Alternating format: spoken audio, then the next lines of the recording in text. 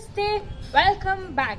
As I mentioned in the previous videos, our body requires nutrients for growth and development. What are those nutrients? Some essential nutrients are also involved, some being carbohydrates, lipids, minerals, vitamins and many more.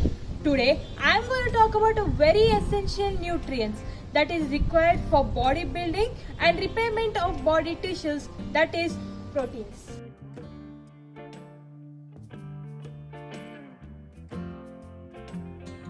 Proteins are found throughout the body. Muscle, bone, skin, nail are some examples. Proteins are polymer chains of amino acids linked by a bond known as peptide bond. And how is peptide bond formed? This is formed between the carboxyl group and amino group, releasing a molecule of water. Amino acids. These are responsible for formation of complex proteins. They are nutritionally classified as 3. 1. Essential amino acid, 2. Non-essential amino acid and 3. Conditional essential amino acid. First, essential amino acids. These amino acids cannot be synthesized by our body. Non-essential amino acids. If nitrogen is present in the diet, body can synthesize these amino acids. And conditional essential amino acids. If precursors are available in abundance, these amino acids can be synthesized. For example, methionine is a precursor for cysteine amino acid. Essential amino acids cannot be synthesized by a body, but it is very important. Deficiency of these essential amino acids may lead to protein energy malnutrition. There are 9 essential amino acids. They are phenylalanine, valine, threonine, tryptophan, methionine, leucine, isoleucine, lysine and histidine. Our body is made up of 65 to 70% of water. Asides that, proteins are the most abundant molecule in body. These are used in membranes such as glycoproteins.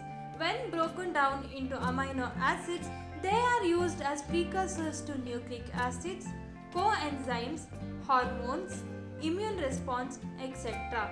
And it is also needed to form red blood cells which carry oxygen to our heart.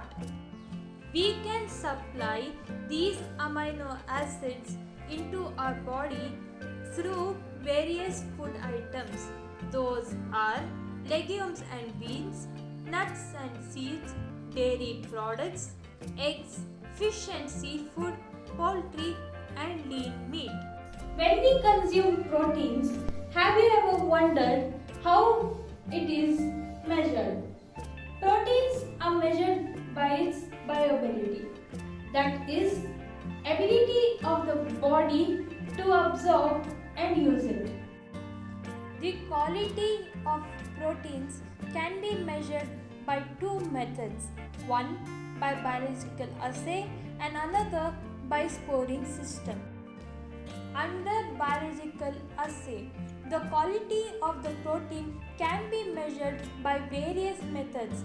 Those are biological value, net protein utilization, net dietary protein energy ratio, protein efficiency ratio, net protein ratio.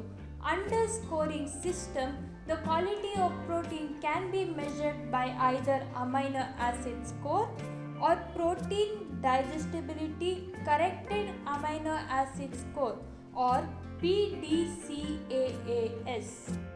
Let us discuss the bioavailability of proteins in some sources. Whey protein. Whey is the liquid remaining after milk has been curled and strained.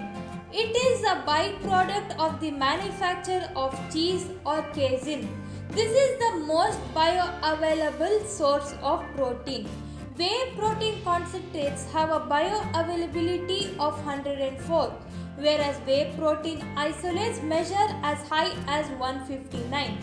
Egg white. Egg white is the clear liquid contained within an egg. It forms around fertilized or unfertilized egg yolk. This contains about 56% of protein of egg. Bioavailability of egg white as whole food is 100. Fish. Fish are gill-bearing aquatic animals. The protein bioavailability index measures 83. Salmon, trout, cod or haddock are some rich sources of protein. Meat. This is animal flesh that is eaten as food. Meat is slightly lower in terms of protein bioavailability, but rich in other sources like iron, zinc, and vitamin B12. Bioavailability is 80. Poultry. Chicken is next on the list of bioavailability scales. Chicken delivers high amount of protein with little carbs or additional fats. When protein intake is unable to meet your body requirements, it leads to deficiency, and symptoms are skin, hair and nail problems, loss of muscle mass, bigger appetite and increased calorie intake, increased risk of bone fractures and poor wound healing. Vegetarians or vegans often tend to have low protein content than non-vegetarians, as they can get their protein contents by eating directly meat or meat products. How do we increase this protein content in vegetarians? Well, when protein is combined with cereals or milk and milk products, it increases the complementary value of proteins, or by eating acidic foods or taking vitamins like vitamin B6. Since I mentioned about the complementary value of proteins, this is common in plant-based food sources of proteins such as lentils, legumes and cereals. Eating two or more of these incomplete proteins together form a complementary protein. For people who consume a vegetarian or vegan diet, or for those who choose to eat minimal source of animal products, complementary proteins become an important part of ensuring the daily protein intake is adequate. Some examples with their combinations are idli dosa, combination of cereals and legume, kheer, pasta, combination of cereals and milk products, payasam, chutney, combination of legume and nuts and oil seeds. What are the functions of proteins? Proteins regulate water balance in body, maintain appropriate pH, defense and detoxification. This is all about proteins and an importance on our body. Now you know what you eat. Every time we eat idli, dosa or any other products, you must remember that proteins are supplied into our body in an indirect way. Namaste. Thank you all very much. Hey guys, hope you liked the video. My name is Mansi. Please make sure to subscribe to the channel, click the like button and click the notification bell to see more videos based on food. Thank you all very much.